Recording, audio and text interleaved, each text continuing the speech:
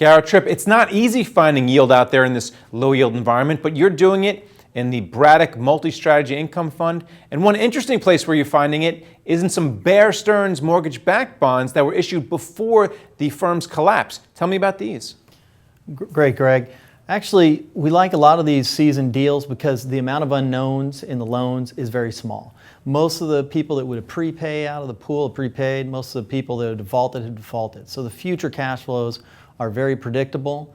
We're looking at around a 6% yield, and over time the performance gets nicer and nicer as the deal matures.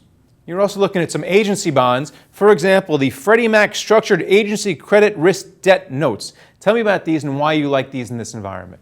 These are unique and they're exciting because they're newly issued loans with quality underwriting. So we look at this, high FICO scores, low debt to income ratios, people who perform on their loans. You know, these things are 2-3 years old, basis points of delinquency. You're getting them at a nice yield in the 5% range, and as the bonds are upgraded over time, you can look at total returns near 7. Now, a lot of people say that automobile loans, subprime automobile loans, are in the same position that a lot of the bad housing loans were back before the 2008 bust. But you select the Exeter Automobiles Receivables Trust, and this is a bond that you own. Why do you like this one?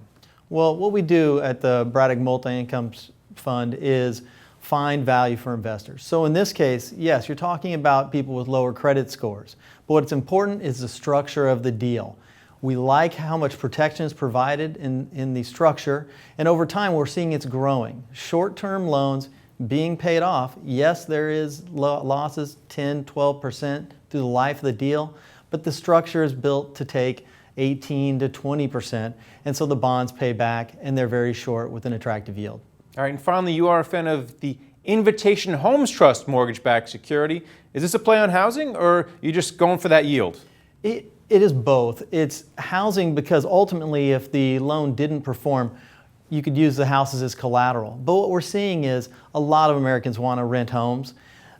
They pay well, occupancy rates are high, rental rates are growing, vacancy rates of single-family homes across the nation are very low. It's hard to get a mortgage nowadays, and people need to live somewhere. So if we can get into a bond that yields in the 5% range with a 2 to 5 year average life, we think it's a great investment. All right, thanks a lot for coming on and talking about it. Great, thanks Greg. And thank you for watching The Street.